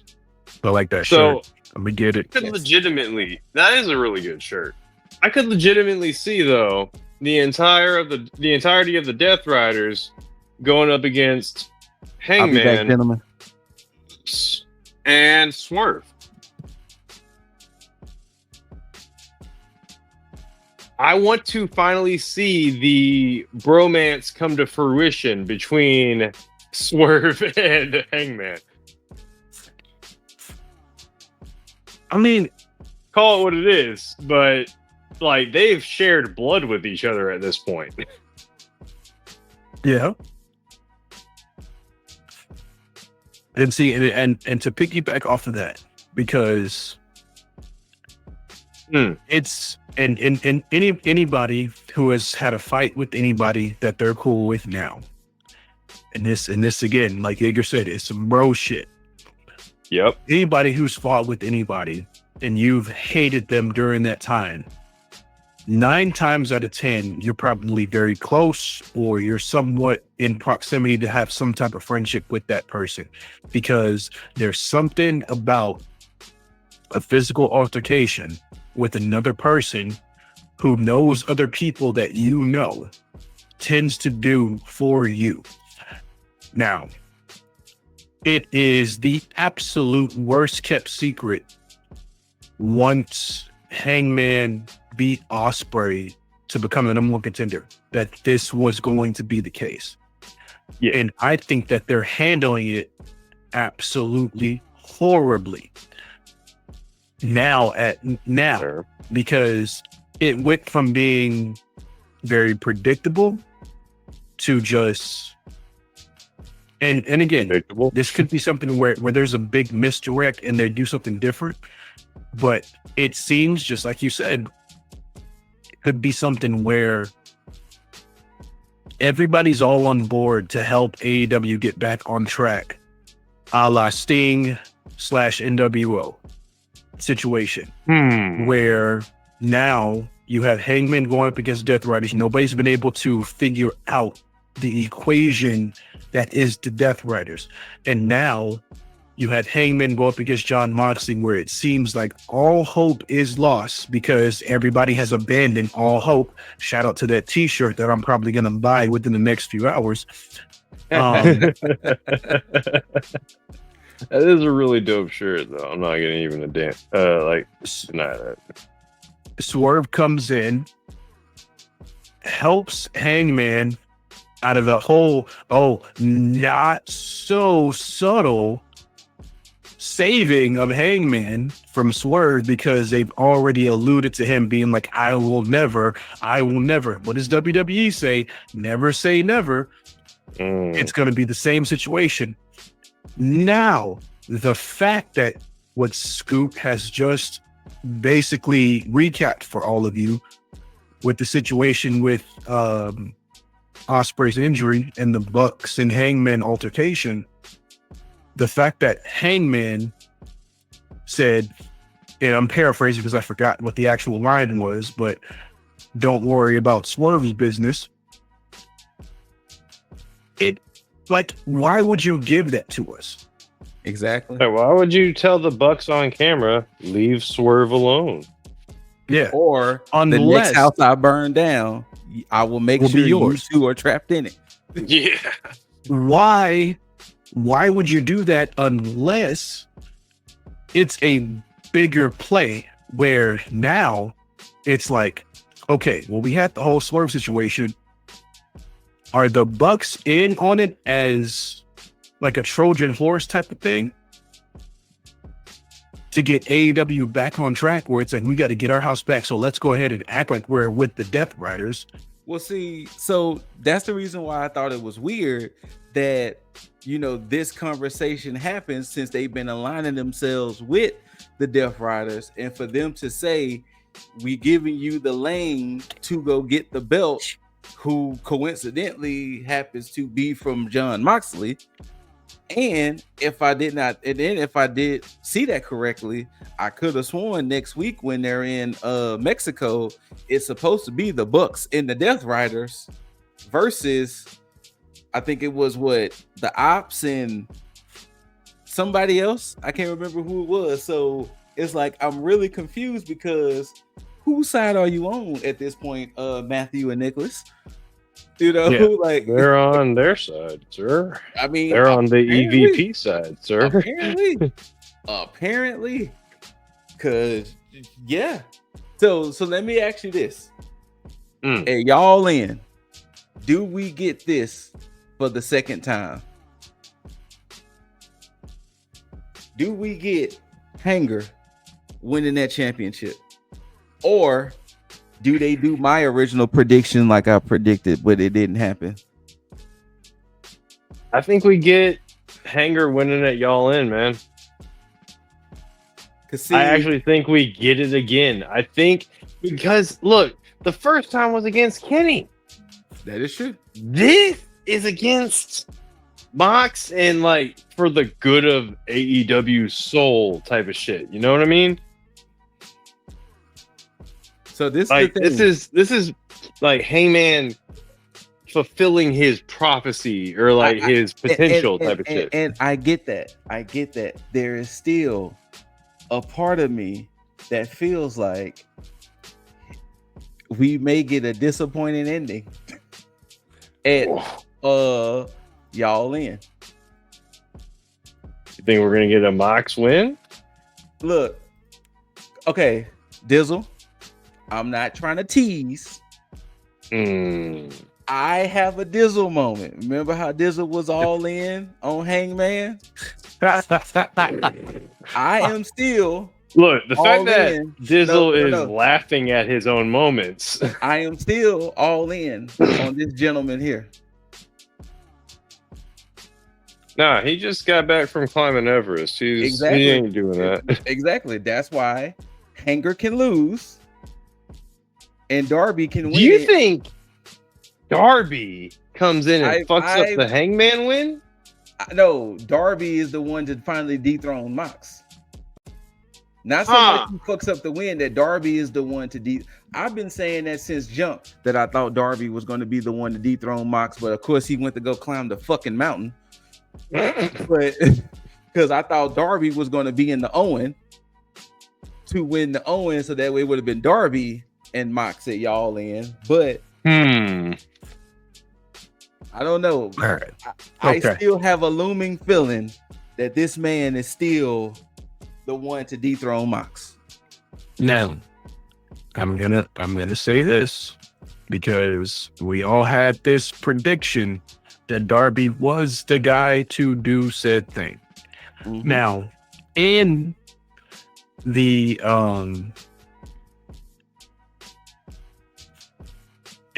best, most likely scenario, AEW would have to be back on their first year writing game. Okay. For those who don't understand, let me just break away real quick. For those who don't understand, Hangman, Omega, Bucks. That whole storyline with Hangman and Omega, tag team championships up to Omega dethroning Omega.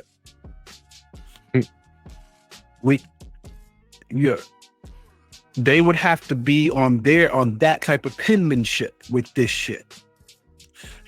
Now, in order for this to be the case for Darby, because again, this would be a huge misdirect where you have the Hangman Swerve storyline where Darby didn't seem like the person to take it off of Moxley when everything was going on, because Darby was just all over the fucking place, crashing cars, jumping into matches, all this other shit. It became very remember Mox took Darby's title shot too. Correct.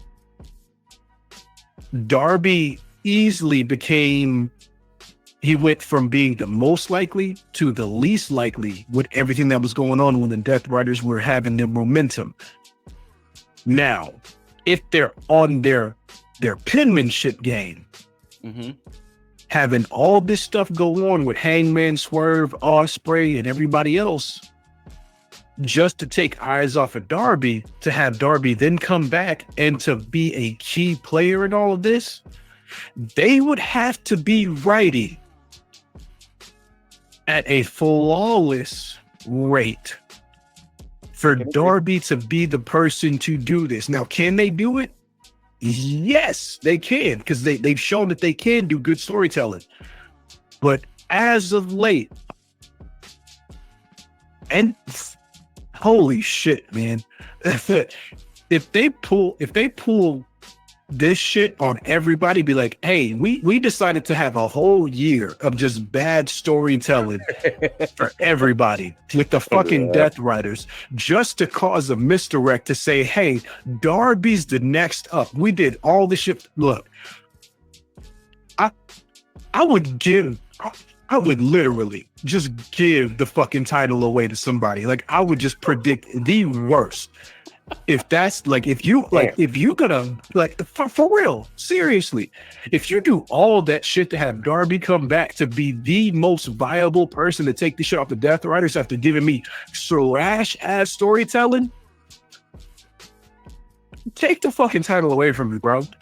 Look, I'm telling y'all, I've been having that feeling since the beginning that Darby was going to be the one, especially since Mox took his championship opportunity. Now, I did not know he was still going to climb the fucking mountain, but now that he made it, he's okay, and he get a chance to rest and relax. Which, congratulations, Darby. Yes, congratulations. Yeah, this is the thing. To save us from the outrage, this does make more sense for 2 times. That does make more sense to save us from everything. But this is the way I'm looking at it. Usually after this, we get Blood and Guts. Then we get whatever the next pay-per-view is. Though Y'all In is the big event of the year, I have a strong feeling like the way they took the win out of our sails last year when Roman pinned Cody, they could potentially with Jaeger, with all of the distractions, what was it? Distractions, Mhm. interference, Distractions, and confusion, interference, and confusion. Dick moments. that Moxley could still retain, and now it's going to really look like this. It's going to really look like that shirt until he shows back up. When did they release that shirt? I don't know. I just saw it today. So Like hold on, last night? I don't know. as you talking, I'll look it up. But that's the reason why I feel that Darby is still the one to dethrone Mox. Like I said, I could be wrong because, like you said, since a lot of people are running cold on the storyline, they may go ahead and just be like, all right, go ahead and give it to Hanger at y'all in. But I don't know. Okay.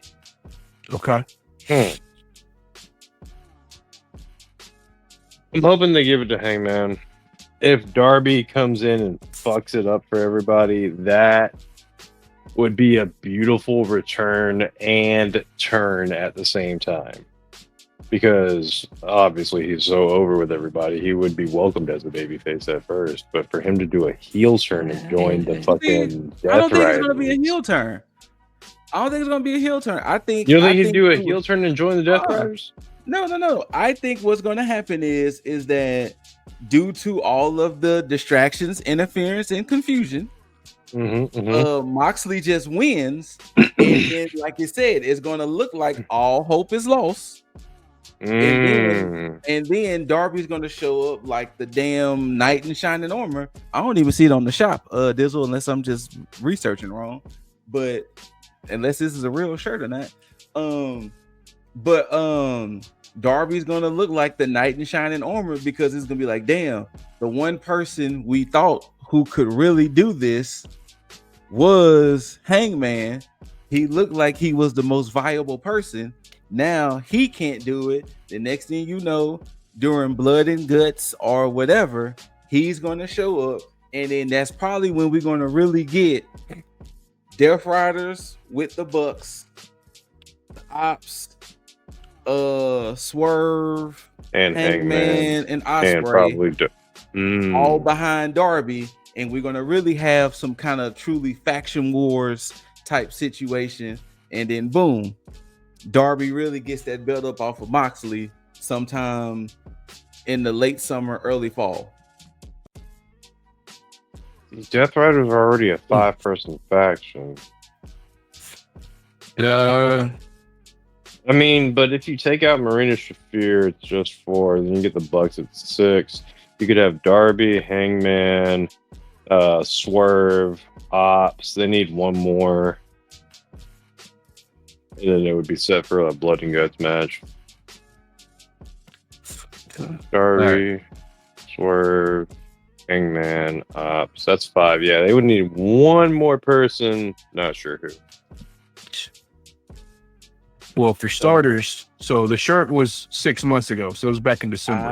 Okay. Now, my thing is this, because now, could the Darby thing be a possibility? Absolutely. But my only question is, if Hangman does lose the match against Moxley, what do you do with him then? With Hangman? Because, yeah, and the reason I ask that, he's probably gonna beef with the Elite. Well, the reason I ask that is because if you give him this redemption arc with him and Swerve, and they're good at this point, or somewhat copacetic, you've already put a pin in that storyline, right? Yeah. Yeah. And then if he loses to the Death Riders or to Moxley, in this situation,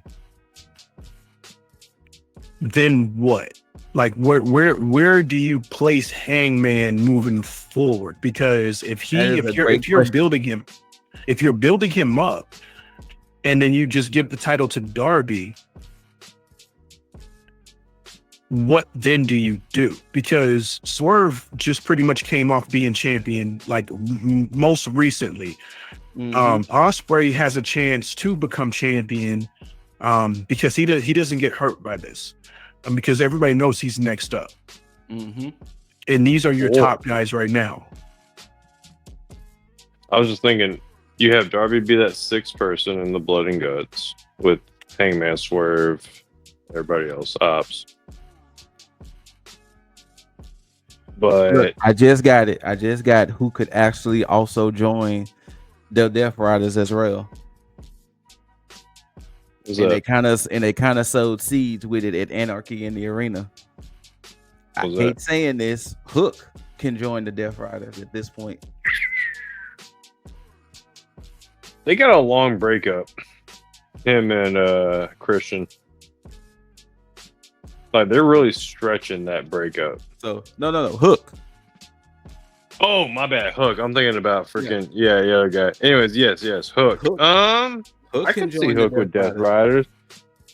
But and we saw that Wheeler was trying to recruit Chris Statlander as well.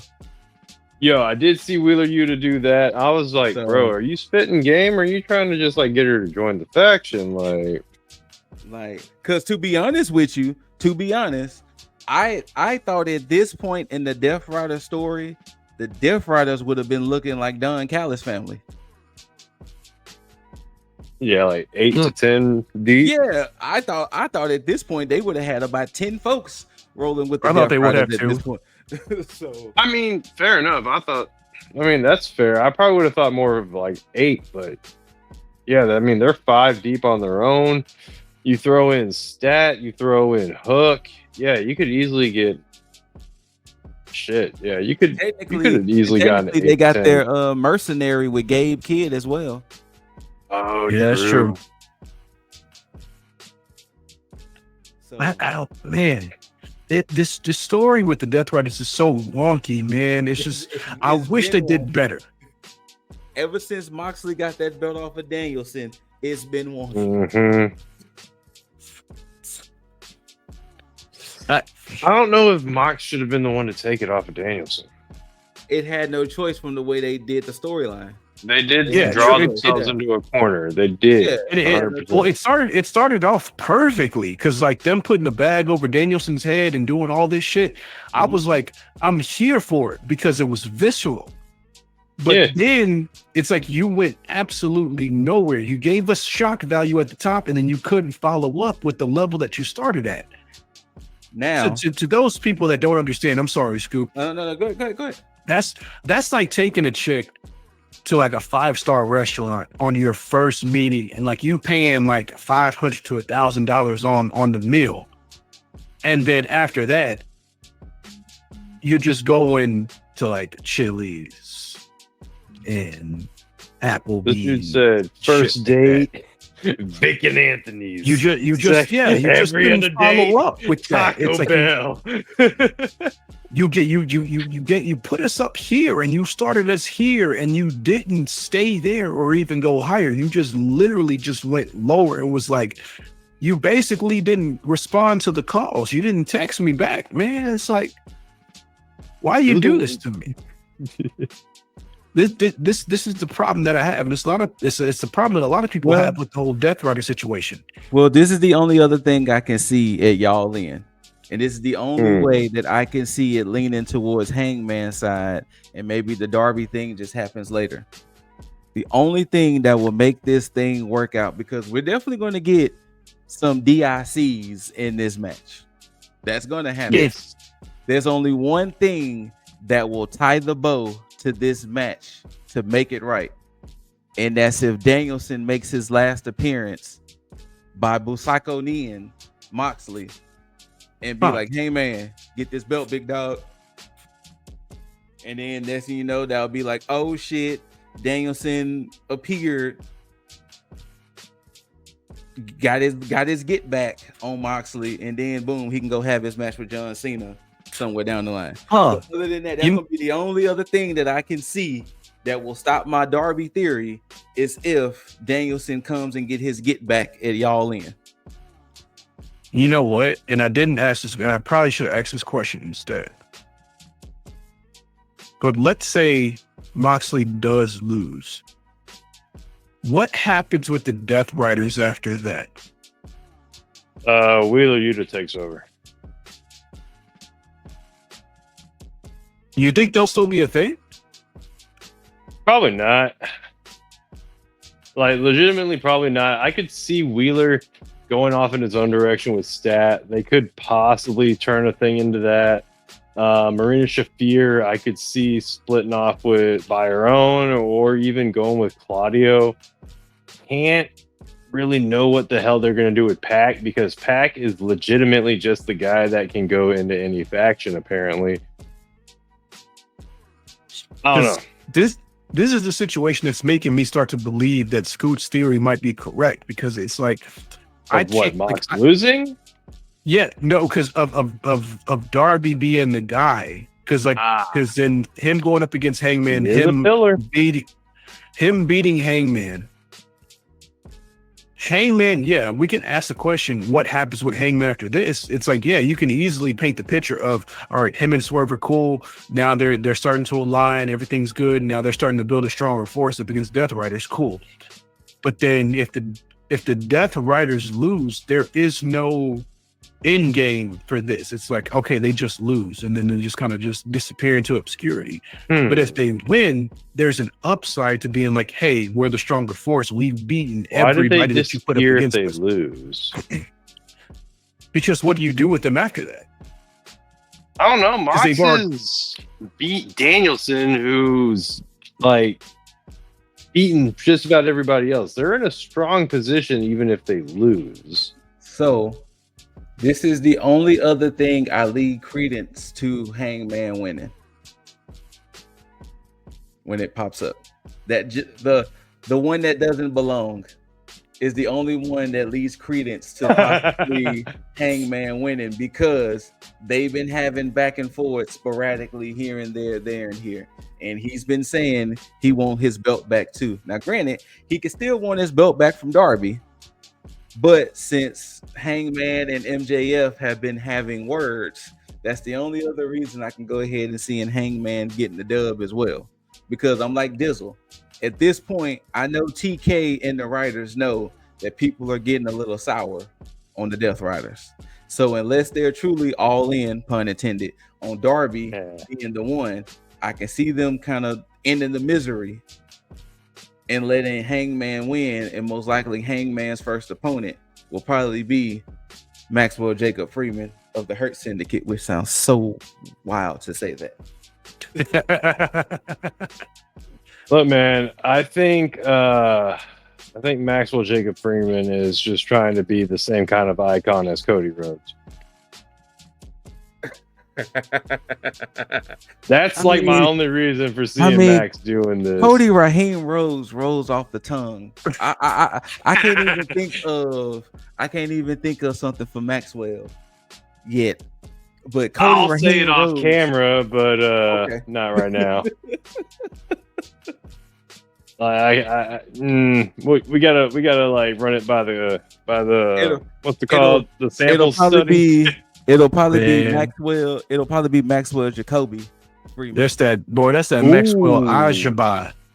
Not Ajaba. Maxwell Ajaba Freeman. That man is Muslim, bro. Maxwell Jamal Freeman. There you go, Maxwell Jamal Freeman. So that we can still say MJF. Yeah. But once again, that's good. That's good. Yeah. That way, these are all theories. These are all things, I guess, closer to y'all in. We will see how it goes. All right, gentlemen. Our final segment of the night. And it's the new one for TMI.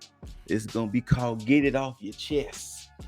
If there's any gripes, if there's any beef that you got, go ahead and get it off your chest. Jaeger, do you got anything you need to get it off your chest?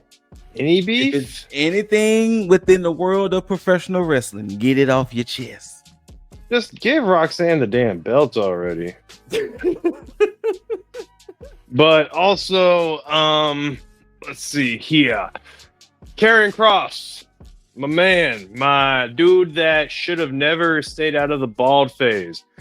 Get your shit going. Like, let's go, man. I like you trying to tell Dom or no, not Dom. I'm sorry. Trying to tell Sammy, like, no, actually, Sammy. Was it Sammy? Yeah, it was Sammy. It was Sammy. Dude, like, you trying to talk to Sammy, like, you see, you're digging into your darker side, blah, blah, blah, blah.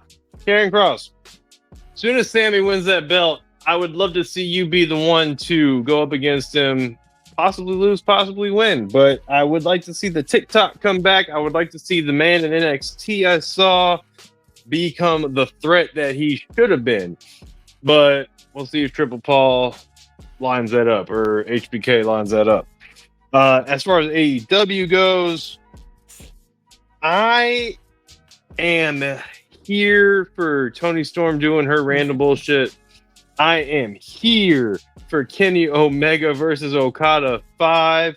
Is it anywhere going to be like the NJPW? Absolutely not. Is it still going to be a good match? I wholeheartedly believe so. The only thing I can see ruining it is dick moments. Again, distraction, interference, or confusion. Get your heads out the gutter. DIC. So, with that all being said, top it all off. Hangman should win to either lose to Darby or MJF. All right. Now, whether that's Maxwell Jacob Friedman or Maxwell Jamal Friedman, we'll see when that gets there. Yeah. All right, Mr. Deasley. Anything you want to get off your chest before we sign out? Oh, I have nothing to get off my chest, but I have to talk about somebody who got something off somebody's chest. I'm about to get in Gunther mode. About to get in Gunther mode, and I'm about to shout out to my boy Juggs because I'm about to join you in jail real quick. No, I'm not gonna join him in jail. I'm just going to send a thank you. Sean Davari. Okay. Sean Davari, I want to thank you for your swift acting in a backstage segment where you just happened to grab the right areas. Maybe 2-3 weeks ago, it was last month on SmackDown. It was a backstage segment, and you grabbed one Mia Yim, and you grabbed her in a way to where the SmackDown guys in the truck wasn't quick enough to blur out certain things, and I did not see this.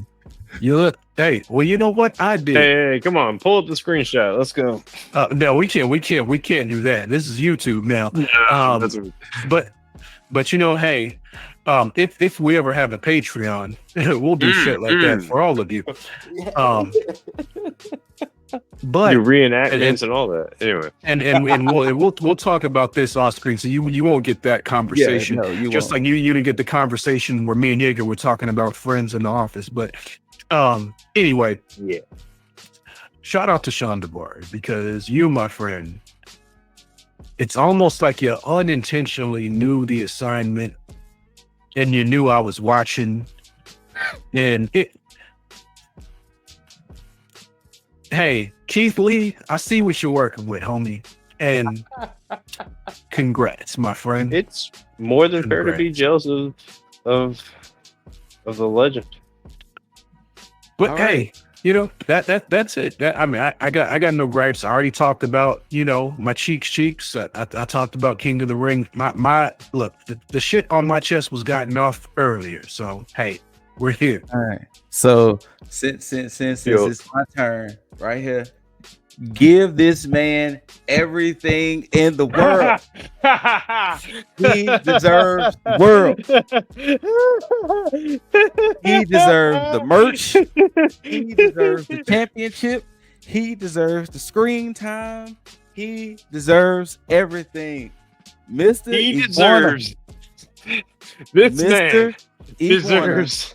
And Yeska. This guy right here. That guy right here. This guy right here. Hold on. This guy deserves everything. Did you not see?